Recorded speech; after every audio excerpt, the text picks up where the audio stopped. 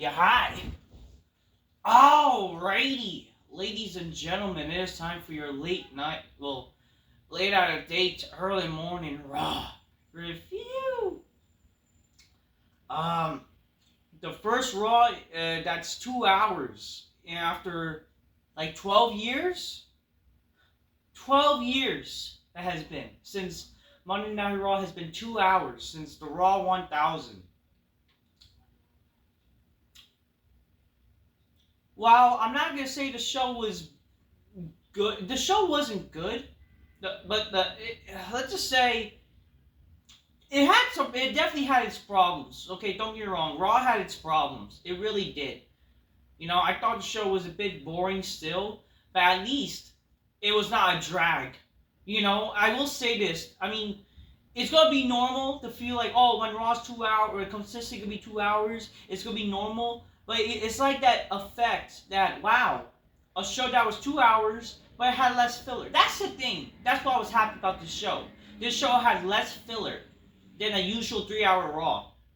So I would say this show was better than the past few weeks of Raw in terms of having less filler. But it had its problems. But if anything, there were positives of now, because, and this is what happens when Raw is 2 hours, there'll be less chances of being a fucking filler show. So good stuff. Good stuff for Monday Night Raw being 2 hours. I just wish it was from 9 p.m. to 11 p.m. like it was back in the old days, but it's be 8 to 10 just the same time as SmackDown. So whatever, I mean, I guess I got things done early and get this review the show early. I mean, I could have done the review early too. What happened is I was busy right after Raw ended, so that's that. And plus, I was watching Legion of Raw. So yeah. Anyways, grab your Coca-Colas, drink your Magnificent Spider-Man spit, just go, oh shit, oh shit. Cheers to Raw being back to 2 hours. There is positives, man. This show had honestly like more positives, but I mean the show still was boring. Don't get me wrong, it's just still some nonsense that happened, but it didn't mean the show was the worst of all time. Like, man, 3 hours show though. I mean, was the show still bad? Yeah, kinda. So the show started with This show started. Hold on a second, ladies and gentlemen. The show started with a recap of Hell in a Cell. And then we see CM Punk. CM Punk is on the show. He's walking. He's like limp. Oh yeah, no. Before that, before CM Punk, they had Sexy Red welcoming fans to the show, and I'm just thinking to myself, who the fuck is Sexy Red? And why should we care? Why should we care about sex? Again, what is with WWE, like, thinking we know these people? It's not like she's, a famous star like a Taylor Swift or even a Britney Spears, Rihanna, anyway. You know what I mean? Like, no one, I've never heard of a Sexy Red. Who the fuck is Sexy Red? And great, she's some this ghetto black bitch, dumbass cunt, like, who says, yeah, bitch, yes! We here in St. Louis, yeah, bitch, yes, queen, yes, and yeah, twerking, she's twerking. And it's like, who the fuck is this bitch? She's like this fucking disgusting looking ass, like, holy, who the fuck cares? And I guarantee you, no one's gonna fucking even know this bitch, or no one, like, that's the thing, WWE, they bring these celebrities, but no one even knows these celebrities. Or like they're lesser known celebrities. They're like the fucking D tier. If anything, or the F tier, I would actually say. Ay. As CM Punk comes out, he says that he's banged up and he's not able to be cleared to be in the ring or even walk out there, but he's there to, just address the fans. He says not sure of what the future holds him, but he thanks the fans and the haters and the peers in the meantime. He says that, like, if that he he's appreciative of the run after and also have out of the hell he had hell of a match he had last night. He's banged up, but he's gonna go home to his wife after not seeing her for 5 weeks. Yeah, what kind of man are you? You haven't seen your wife for 5 weeks. You're definitely enjoying your time in the NXT, huh? Aren't you, Punky? He said he doesn't know what he'll be back on TV. He needs to go back home with his wife and his dog and thank 3 groups. Yeah. And then he says, I've turned your hate into cash, so thank you, my haters. Um, and after that, then, he's leaving. And then Seth Rollins purposely interrupts. Punk's on his way out, but he said he hopes. And then, he shoves him. And then Seth Rollins says, I hope you come back soon so I can retire you for good. Wow, what he fucking do? Then Seth Rollins says that then he cuts a promo saying, I'm back to destroy Bronson Reed. He's not here tonight, but I know you're somewhere watching. I want you to listen and real close. 2 months ago, you ambushed me, tried to end my career for what? You want to make a name for yourself? Congratulations. 6 90s later, I know your damn name. You want to get famous, big boy? I give you your 25 minutes of fame. Seth Rollins. That's what Seth Rollins says.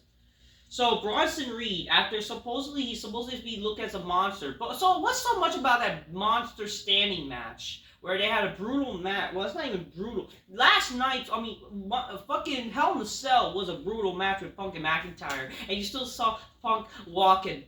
You don't even see Bronson Reed and Braun Strowman walking. So much for them being monsters. Give me a fucking break. So CM Punk is basically, by logic, a bigger monster. First match, Jey Uso defeats Xavier Woods. Did not care for the match, but whatever. But then after the match, guess what happened, guys? Braun Breaker, even though he's supposed to be a babyface now, supposedly, he's back to being a heel already. And he attacked everybody. He attacked Jey Uso, he attacked Xavier Woods, and Kofi. Like, really? Did they change their mind? What's the reason for this? Like, did you got cold feet for some reason? What's the reason for him turning heel? What are we doing here? And Braun Breaker refuses to give any explanation what happened. We see Cody Rhodes. So and then he gets cut off from the Wide 6 promo. Apparently, the Wide 6, they're doing their sketchy interruptions, even though no one even knows what the fuck they're doing. Whatever. It's all stupid and staticky bullshit. Whatever. Okay. Cody Rhodes is there because he's just there for a reason. And he talks to Sami Zayn, and Sami Zayn says, like, I intend to make the crown jewel match a champion versus champion with me. People look down on me, but I want to face you and see who the better man is. And Cody's like, I hope it's you.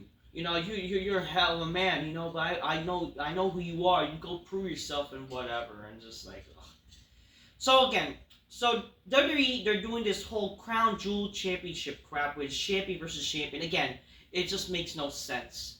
It makes no sense story-wise. Again, they're better off doing title for title, especially when they're on both. They're gonna have the title need to have both titles on shows.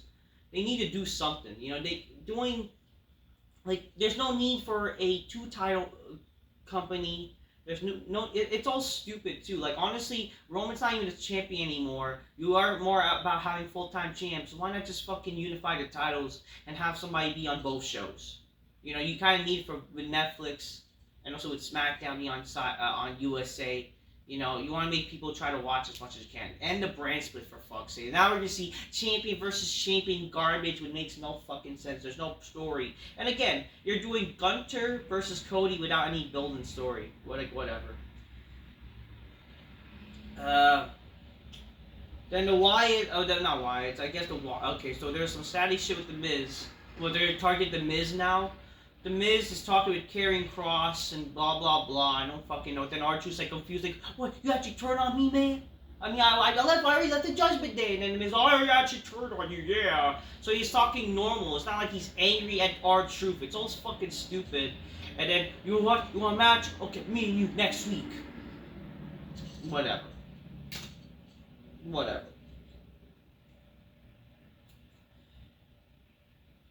Sheamus defeats Pete Dunne in a good old-fashioned Donnybrook brawl. Still a dumb name. The match was fine. I mean, it's a gimmick match, hardcore type of shit. It's fine. It was not a bad match. Sheamus won after being handcuffed with the whatever. He got like zap wire, wiring handcuffs or whatever. And then Sheamus still won with a bro kick. It's whatever. I mean, the problem with this match is, though, like, why is Pete Dunne kicking out of the powerbomb? Was it the Celtic Cross powerbomb or the Razor's Edge that Sheamus does which is known as the Celtic Cross. His original finisher before the Bro Kick became a finisher. Like, why is he kicking out of that? That was like an old finisher, you know? But whatever. I mean, I would have liked if Sheamus, like, I wish, like, less false finishes. And again, it just, like, makes no sense Pete Dunne to freaking keep fighting. But again, so much for Pete Dunne trying to be pushed and then, you know, he loses to Sheamus. But whatever. I don't really care anyways about that. Liv Morgan says that, you know, that she said, even though we lost, we're still winning. Raquel Rodriguez was there, Liv Morgan and Dominic. Like, even though we lost, we're still winning. And then they kept asking Raquel was in the Judgment Day, and they say, you know, we came, we're gonna just leave. And then I don't know. I mean, Raquel and Liv are invited to the Big Black Cast for damn sure. So they wasted time for nothing. They just came there for nothing. What kind of writing is this, by the way? Like, they clearly have no idea what to do, and they just clearly just ran away from this shit. Oh yeah, early in the show, Liv, what was her name? Rhea Ripley says she's gonna come after Liv again since she still has a chance to get a revenge, but she's gonna go after Raquel as well. Blah blah. Ethan Page is here, and he's wanting to be on Raw or something. I don't give a fuck. Next match, Zelina Vega, Katana Chance, Clayton Carter, Lyra Valkyria, 99 Far defeats Alba Fire, Isla Dawn, and the Pure Fusion Collective in the eight women interspecies tranny off match, whatever. All the women involved who are also trans she's whatever. I don't know. They just literally didn't have time. They were wasting time. They were running out of time. They had to just fill in everybody. It's just funny. I don't care though. Jade Cargill, Bianca Belair accepts Io Sky and Kyler Sane's challenge for next week's Monday Night Raw, which is, by the way, taped. I already know the results. Like, what a joke. And next week's Raw looks like a fucking shit show, by the way. The main event, Gunther defeats Sami Zayn to retain the World Heavyweight Championship. And after the match, he stares down with Cody. After Cody comes out towards the end of the show, which they literally almost ran out of time. Like, how the hell are they going to pace their show? You know, but whatever. They faced off. The match was fine, but the problem is really Sami Zayn kicking out of a powerbomb and trying to be like Hulk Hogan and have he's basically Hulk Hogan. He's basically super. What sense does that make? Sami Zayn can freaking kick out of one and be as strong as like he's Super Cena. Like, what are we doing here? Sami Zayn is, again, not believable looking fucking heavyweight, and he's able to kick out of one, and he's acting like Hulk Hogan. Like, the match was going fine. Even though I hate the false finishes, we're supposed to believe he's like superhuman after getting up and like, hulking up like after one when he already couldn't kick out of one originally when he got hit with a first power bomb. But then Gunther taps him out, and then he gave up, he couldn't tap, and then, we're going to have the excuse that he did not tap me bullshit. Really? Like, what the fuck? I don't even get it, man. I don't know. I don't know. It's unbelievable that the selling in this, it's like no selling. It's not like he's a believable looking guy compared to Gunther or whatever, man. I mean, the match was okay. It wasn't a bad match. It was, And then Cody and Gunther stares down, and they're going to have their shitty champion versus champion for the Crown Jewel Championship. So, less filler, I thought the show was not too bad, actually. I will say that. It was boring at parts, but it was better than usual. 2 hours really helps them. But that's the problem, though. 2 hours of just really wrestling and not much progressive storylines and characters. And watch that be a problem. They lucky that they kind of planned this show. But watch.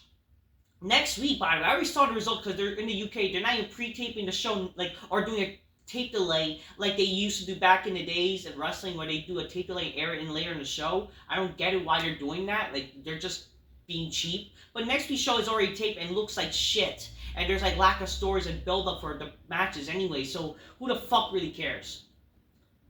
Obviously, the match should have been at fucking Bad Blood, but I don't know. I guess they already knew like no one's gonna fucking care. They were lazy to try to book the show where the payoff will be at the fucking pay per view and try to start fresh with storylines. Unless they don't remember how to make a 2 hour show good, they're fucking retarded. They're gonna really struggle. But watch sadly 2 hour Raws be just filler, not filler, not too much filler like usual, but there'll still be a lot of filler, and they're just gonna be wasting their time doing good matches without any stories and characters until they go back to Netflix where they're gonna be 3 hours again. I'm just keeping it real. Get your games, close my news, Spider-Man, some bitches go, oh shit, that's not done, guys. Say. Until next time, peace. Yeah, bye. Not a terrible show, but certainly not good. A lot of still stupid shit happened, okay? So, I would go on to say the show was not too terrible, but not great at all. Or not good in general. I still thought the show was pretty boring, but better than usual for a 3 hour show. I mean, the Sheamus match was okay. The Gunther match was okay. I guess Punk talk like Punk. Oh yeah, I haven't been to see my wife for 5 weeks. Like really, what kind of fucking stupid man says that? I don't know. It's okay. No, actually, I mean, I said Bad Blood was okay. I mean, Bad Blood was way better than this shit. Let's just say, kind of sucked. It kind of sucked still, but not the worst show. It's just a kind of sucky show, really. All right, but better than 3 hours. You know, definitely a big improvement to like the flow of usual. Till next time, peace. Yeah, bye. Yeah, bye.